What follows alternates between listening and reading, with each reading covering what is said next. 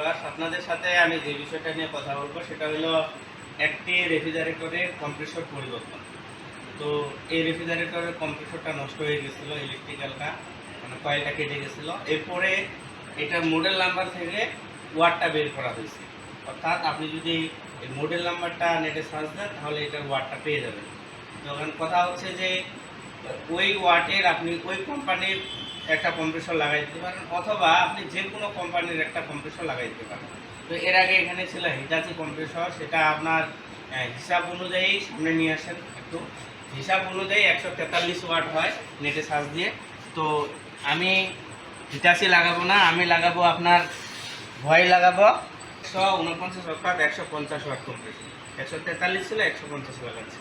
তো এটা একটা জিনিস খেয়াল রাখতে হবে, আপনি যদি অন্যান্য কোম্পানির কম্প্রেসর লাগাতে চান, যদি 140 ওয়াট থাকে তাহলে চেষ্টা করবেন 140 লাগানোর।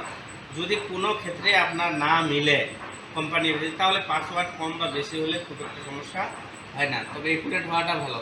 তো এই কম্প্রেসরটা লাগানোর আগে আমি এই কম্প্রেসরটাকে চালাই নেব, কারণ এটা আগে পাম্পিংটা বা সাময়িক যে ইলেকট্রিক্যালটা সেটা দেখে নিতে হবে। এর কারণ হলো কম্প্রেসর যদিও গ্যারেন্টি ওয়ারেন্টি নাই, তবে লাগানোর আগে যদি কম্প্রেসরের কোনো সমস্যা পাওয়া যায় সেক্ষেত্রে আমাদের যে দোকানদার বা জিনার কাছ থেকে আমরা নিছি মালটা, উনি চেঞ্জ করে দেবে। আর যদি লাগানোর পরে বলেন যে ভাই কম্প্রেসরটা তো নষ্ট পাইছি, সেক্ষেত্রে কিন্তু কোনো পরিবর্তন করে দিবে না। তো প্রথমে আমি তাহলে কম্প্রেসরটা বের করে নিচ্ছি।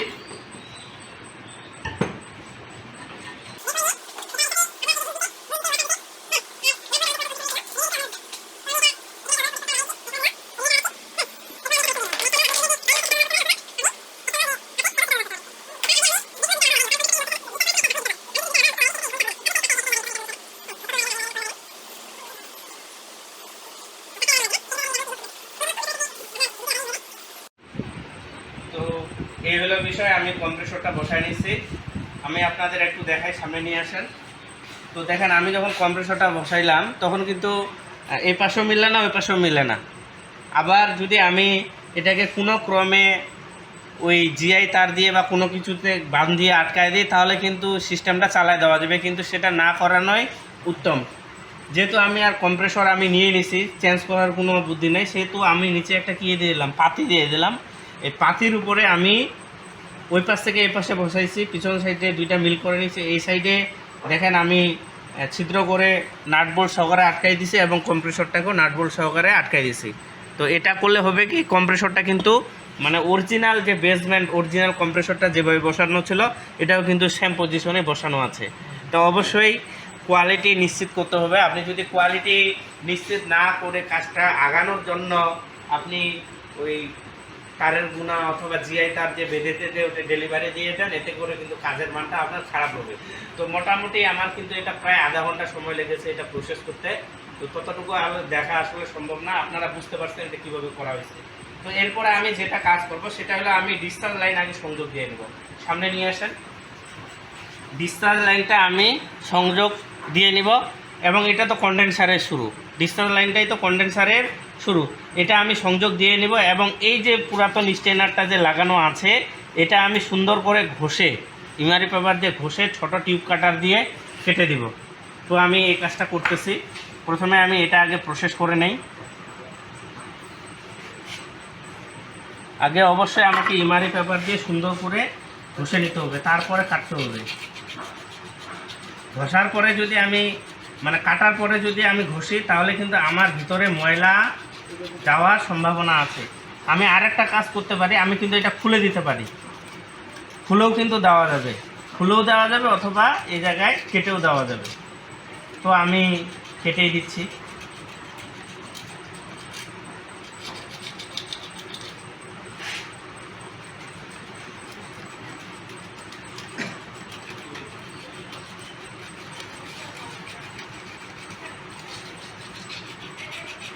চতুর্পাশে সুন্দর করে বসে নেবেন।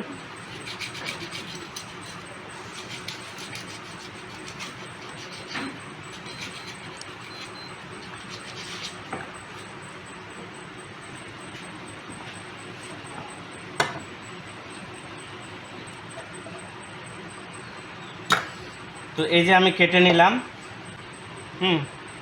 কাটিংটা ক্লিয়ার করে নেব। এখন আমার কাজ হইল এটা আমি প্রসেস করে নিলাম, ঠিক আছে বিষয়টা, মানে এখানে আমি এখন স্টেনার লাগানোর উপযুক্ত করে ফেললাম। এখন কাজ হবে আমার সাকশন লাইন লাগানো এবং ডিসচার্জ লাইন লাগানো এবং এখানে একটা চার্জিং ভাল্ব লাগানো।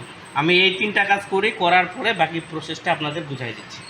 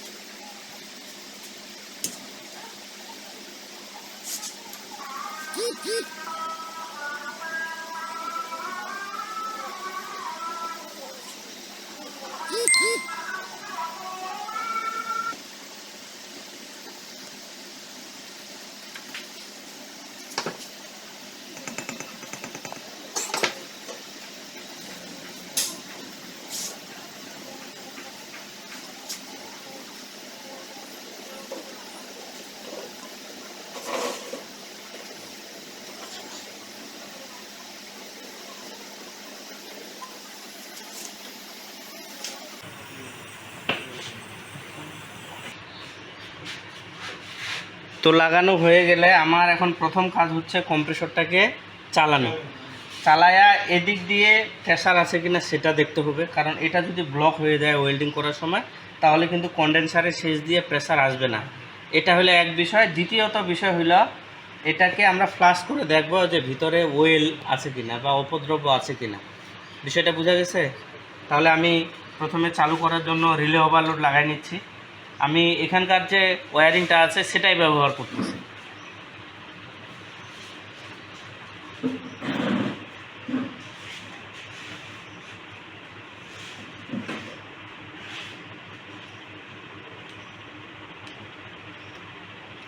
প্রথমে আমাদের ওভারলোড প্রোটেক্টর লাগাই নিতে হবে।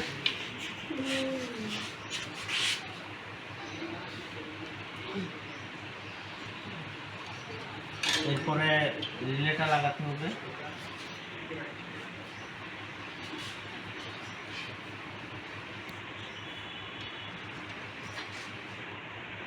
ভালো করে আমি লাগাই দিলাম। হ্যাঁ, অবশ্যই আমি এম্পিয়ার মিটার লাগাই নেব। দেখি বোর্ডটা দেখি। আর এখানে এই যে পুরাতন স্ট্যান্ডারটা ছিল না, এটা কিন্তু আমি ঘষে এমআরই পেপার দিয়ে পরিষ্কার করে কেটে ফেলছি। দেন সুইচ দেন, পাওয়ার আছে। তো অবশ্যই আমাকে এম্পিয়ার মিটার লাগাই নিতে হবে। আমি ওখানেও লাগাতে পারি, এখানেও লাগাতে পারি।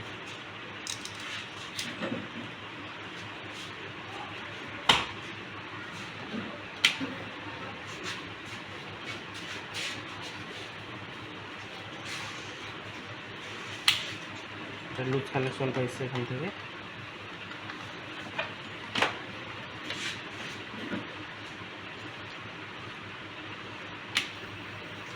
এই যে চালু হয়েছে, যে দেখেন আপনার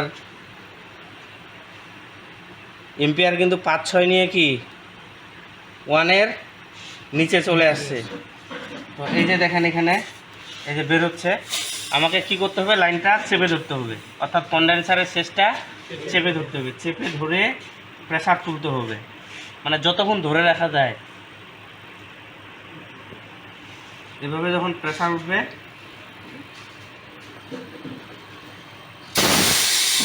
ছাড়ে দিতে হবে। কোনো ময়লা বের হয়েছে তার মানে এটা কি আছে, ভিতরে ক্লিয়ার আছে। তারপরে আমি দ্বিতীয়বার আবার একবার নিচ্ছি, কারণ প্রথমবারে ময়লাটা না আসতে পারে, দ্বিতীয়বারে আসতে পারে।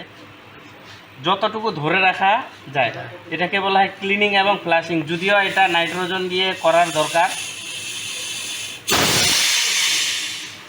কোনো ময়লা আসছে কি? কোনো ময়লা নাই, তার মানে এটা একদম ক্লিয়ার আছে। সো আমরা এখন নতুন স্টেনার এখানে একটা লাগাবো। আমি এটা বন্ধ করে নিচ্ছি। বন্ধ করে নিয়ে আমি প্লাগটা খুলে দিলাম। তো স্টেনারটা লাগানোর জন্য যে দেখেন এটা কিন্তু 14, এটা হলো 316। তাহলে এটা চিকন, এটা মোটা না, এখানে যদি আমরা 1/4-এর একটা টুকরা লাগাই নিই তাহলে আমাদের কিন্তু ওয়েল্ডিং করতে সুবিধা হবে, কিন্তু এটা আমাদের মানে জোড়া বেড়ে যাবে, এখানে একটা জোড়া এখানে একটা জোড়া বা ওয়েল্ডিং বেড়ে যাবে। তো জোড়া না দেওয়াই উত্তম। তো প্রথমে আমি এ পাশে মাপ দিয়ে দিচ্ছি কতটুকু প্রবেশ করাবো, যেখান থেকে ঢালু হওয়া শুরু করছে সেখান থেকে এভাবে নিয়ে প্রবেশ করায় কী করে দেব, হালকা একটু বাঁকা করে দেব। তাহলে আমি কি বিষয় বুঝতে পারবো যে ভিতরে আমার প্রবেশও করতে পারবে না, আবার বের হইলে আমি বুঝতে পারবো যে বের হয়ে গেছে, অন্য সময় কিন্তু বোঝা যাবে না। আবার এই পাশে এতটুকু প্রবেশ করাইলে হবে, আমি এতটুকু প্রবেশ করাইয়া এই যে বাড়তিটুকু আছে না, বাড়তিটুকুকে আমি পাঞ্চ করে দেবো। কী করে দেব, পাঞ্চ করে দেব। এই পর্যন্ত দিয়ে আমি এতটুকুকে কী করে দেব, কম্বিনেশন প্লাস দিয়ে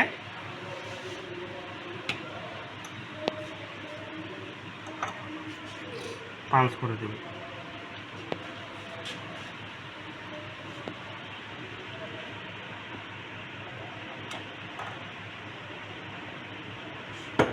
বিষয়টা বোঝা গেছে? এটা আমি সুন্দর করে পাঞ্চ করে নিই, তাহলে ওয়েল্ডিংয়ের সময় সুবিধা পাওয়া যাবে।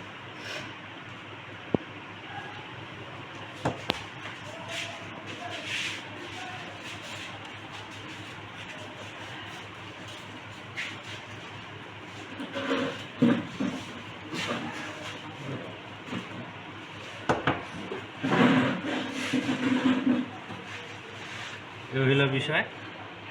এপাশে তো আপনার এপাশে আছে এই পর্যন্ত। আমি তাহলে এখন এটা কি করে ফেলবো, ওয়েল্ডিং করে ফেলবো।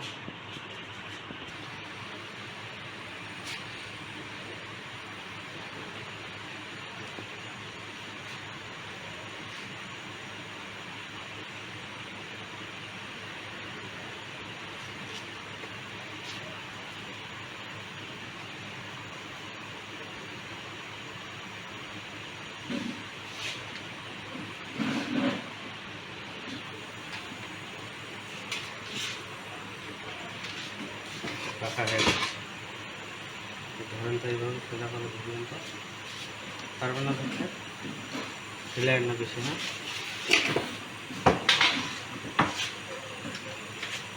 ওই ভিতরে প্রবেশ হয়ে যাবে, ঠেলে ধরিয়েন না।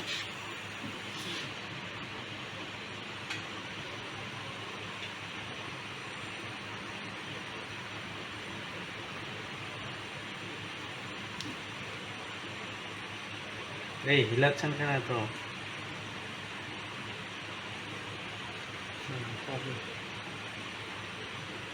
এই ছাড়েন ছাড়েন ছাড়েন ছাড়েন।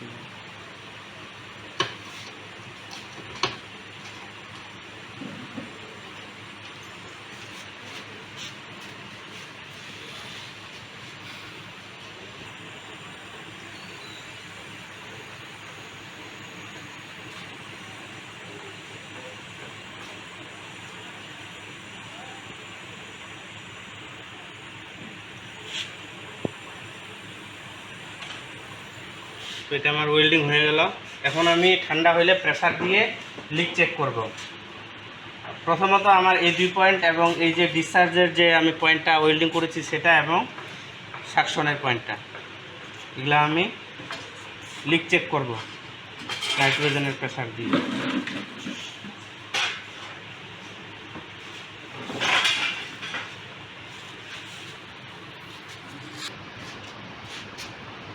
তো এই যে আমার লিক চেকের জন্য একটা হোস পাইপ মিটার এখানে সংযুক্ত করে নিতে হবে। তো আমি 3টা হোস পাইপ দিয়েই এটা ভ্যাকুয়াম করে গ্যাস চার্জিং করে দেখাবো, যেটা হলো সঠিক নিয়ম। তো প্রথমে এই মিটারের নিচেরটা মনে রাখবেন, মিটারের নিচেরটা আপনি কোথায় লাগাবেন, চার্জিং লাইনে লাগাবেন। এবং এখানকার যে পিনটা আছে সেটা স্প্রিং করে কিনা সেটা দেখবেন, যদি স্প্রিং না করে তাহলে কিন্তু এটা আনলক হবে না। এই যে আনলক হয়েছে, এরপর আমি এটা সুন্দর করে লাগাই নেব। লাগানোর পর এটা প্লাস দিয়ে ধরে এটাকে টাইট দিয়ে দেব। ঠিক আছে বিষয়টা?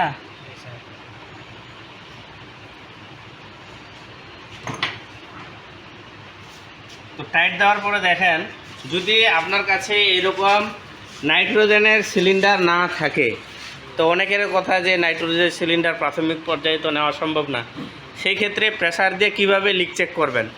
তো সেই ক্ষেত্রে প্রেসার দিয়ে লিক চেক করার জন্য আপনাকে যেটা করতে হবে সেটা হলো সিস্টেমটা আপনাকে 5 মিনিট ভ্যাকুয়াম করে নিতে হবে অথবা 3-4 মিনিট ভ্যাকুয়াম করে নিতে হবে। তো সিস্টেমটা ভ্যাকুয়াম করার জন্য আমি কি এই যে মনে রাখবেন, এটা যে মিটারের নিচের যে হোস পাইপটা আছে সেটা কোথায় গেল, আপনার চার্জিং লাইনে, এবং কমন যে লাইনটা এই যে এটাকে বলা হয় কমন লাইন, এই লাইনটা যাবে সিলিন্ডারে। কোথায় যাবে? সিলিন্ডারে। এখানে নিয়ে এসে এই যে দেখেন কমন লাইনটা কোথায় গেল, সিলিন্ডারে। এবং আরেকটা লাইন থাকে না, এই যে লাইনটা, এই লাইনটা কোথায় যাবে, ভ্যাকুয়াম পাম্প। 3টা লাইন সংযুক্ত হয়েছে। এরপরে এটা বন্ধ থাকতে পারে, চালু থাকতে পারে, তো আমি বন্ধ রাখলাম। এবং এটা কি থাকবে, অবশ্যই আপনার চালু থাকবে অথবা বন্ধ থাকবে। আপনি এটা ভ্যাকুয়াম পাম্পে, এটা ভ্যাকুয়াম পাম্প আমি সংযুক্ত করে দিলাম, প্লাগ দিলাম, চালু করলাম। তাহলে ভ্যাকুয়াম পাম্প এখান থেকে হাওয়া টানা শুরু করলো না, এই হোস পাইপটার হাওয়াটা মানে বের করে দিল, ভ্যাকুয়াম করে ফেললো। এই চাবি খোলার সাথে সাথে কি এই হোস পাইপটাও কি সে ভ্যাকুয়াম করে ফেললো না। এবার যখন আমি এই চাবিটা খুলবো তখন সিস্টেমটা এখন ভ্যাকুয়াম করতেছে না। দেখেন এখান দিয়ে টেনে এবং এই হোস পাইপটা থেকে টেনে এই দিক দিয়ে টেনে কী করে দিচ্ছে, বাতাসটাকে বের করে দিচ্ছে। এভাবে আপনারা 5 মিনিট ভ্যাকুয়াম করবেন, মানে গ্যাস দিয়ে লিক চেক করার জন্য। আর যদি নাইট্রোজেনের প্রেসার হয় তাহলে হোস পাইপ মিটার লাগাইয়া এই হোস পাইপ দিয়ে ডাইরেক্ট কী করবেন, প্রেসার দিয়ে দেবেন। সেটা বোঝা গেছে? তো 5 মিনিট আমি ভ্যাকুয়াম করি। তো আমার 5 মিনিট ভ্যাকুয়াম হয়ে গেছে। প্রথমে আমি মিটারের চাবিটা বন্ধ করব। এই পাশে যে কম্পাউন্ড গ্যাস ম্যানিফোল্ড আছে অর্থাৎ লো প্রেসার গ্যাস আছে, এটার চাবিটা আমি বন্ধ করব এবং এই চাবিটাও কী করে ফেলবো, বন্ধ করব। তো বন্ধ করলে আমি ভ্যাকুয়াম পাম্পটা বন্ধ করে দিলে এই পর্যন্ত কি আর আমার কোনো লক হয়ে আছে না? এখানেও লক হয়ে আছে, এখানেও লক হয়ে আছে। তাহলে প্রথম অবস্থায় আমি যখন এই সিলিন্ডারের চাবি খুলবো, এই হোস পাইপ থেকে গ্যাসের প্রেসার আসলো না।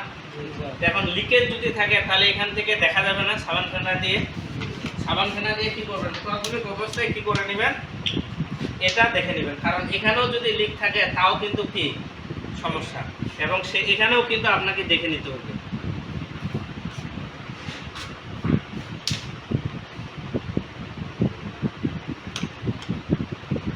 নাই আমার কি সিস্টেমে এই পর্যন্ত প্রেসার গেছে, এখন পর্যন্ত কিন্তু প্রেসার আমার যায়নি, কারণ আমার এই জায়গায় কি করা আছে, লক করা আছে না। তো আমি খুলে কি করে দিব, প্রেসার দিয়ে দিব। এখন দেখেন এই দিক দিয়ে সিস্টেমের মধ্যে প্রেসার গেল না, এই দেখেন প্রেসার গেল। আপনি 50, 40, 50 যা মন চাই দিয়ে দিবেন।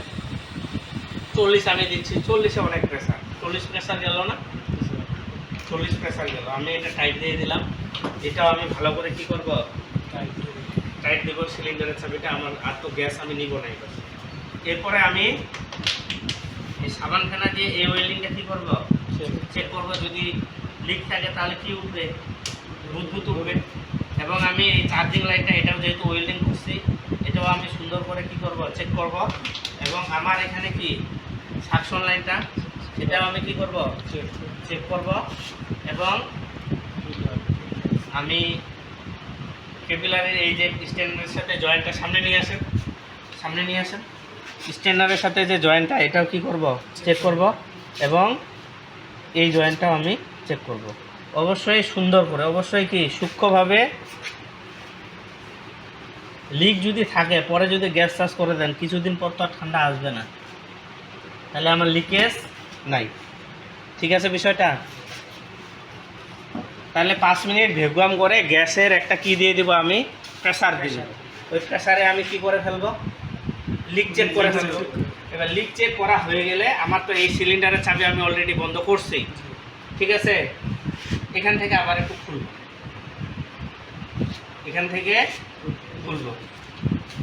এখানে কোনো হোস পাইপ কিন্তু আমি লুজ দিব না।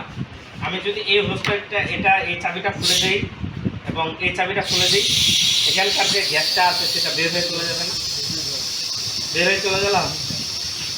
বের হওয়া হয়ে গেলে তখন আমি এটা কী করে ফেলবো, বের হওয়া হয়ে গেলে এটা আমি ভ্যাকুয়ামে লাগাই দেবো। ভ্যাকুয়ামে লাগাই দেওয়ার পরে কি ভ্যাকুয়াম পাম্পটা চালু করে দেবো।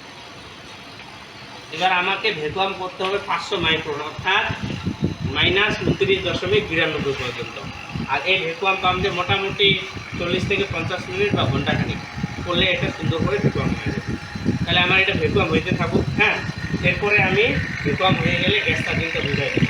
এটা হলো R134A, মানে 134 নাম্বার গ্যাস। তো আশা করি আপনারা বাকি বিষয়টাও দেখবেন। তো ভ্যাকুয়াম হয়ে গেলে প্রথমে আমাদের অবশ্যই মিটারের চাবিটা বন্ধ করতে হবে। এ পাশেও বন্ধ করবা, এই পাশেও বন্ধ করতে হবে।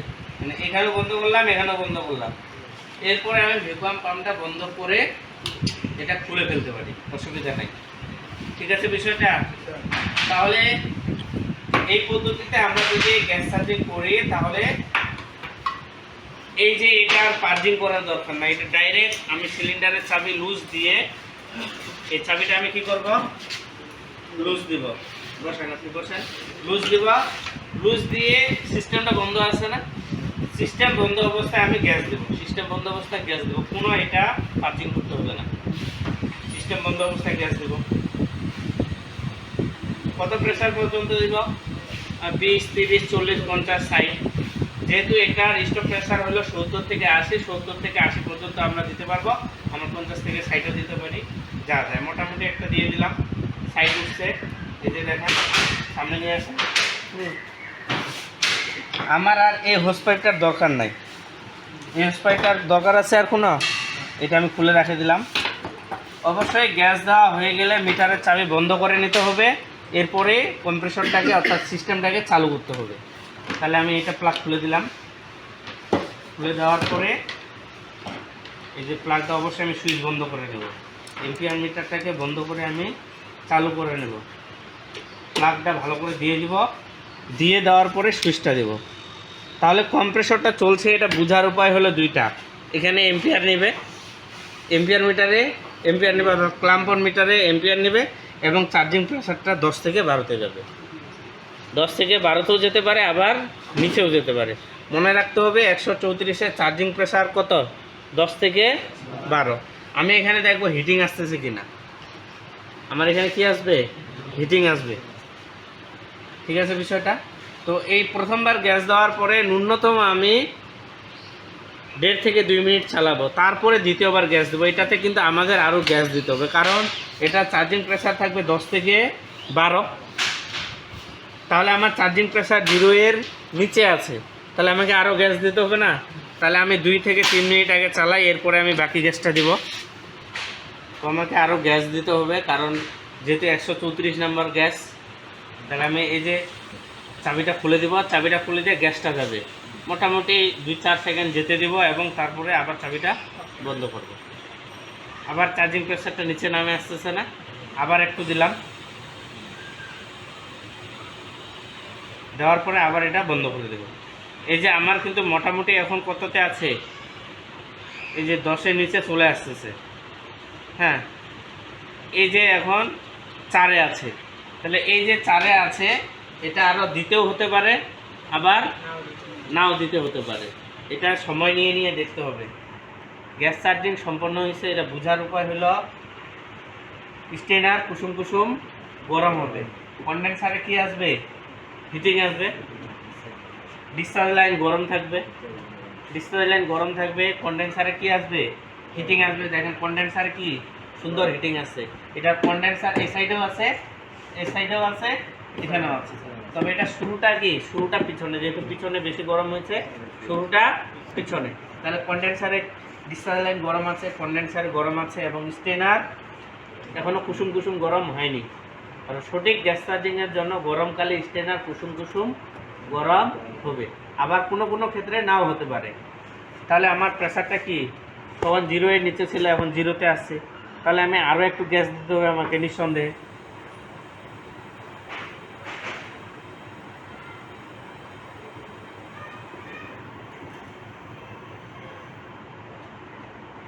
মোটামুটি আমি একটা ভালো পরিমাণ গ্যাস দিলাম। আবার আমি কয় মিনিট অপেক্ষা করব? 1.5 থেকে 2 মিনিট। মনে রাখবেন সময় নিয়ে নিয়ে গ্যাসটা দিতে হবে, আপনাকে 3-4 বার দিয়ে গ্যাসটা কমপ্লিট করতে হবে, একেবারে দেওয়া যাবে না।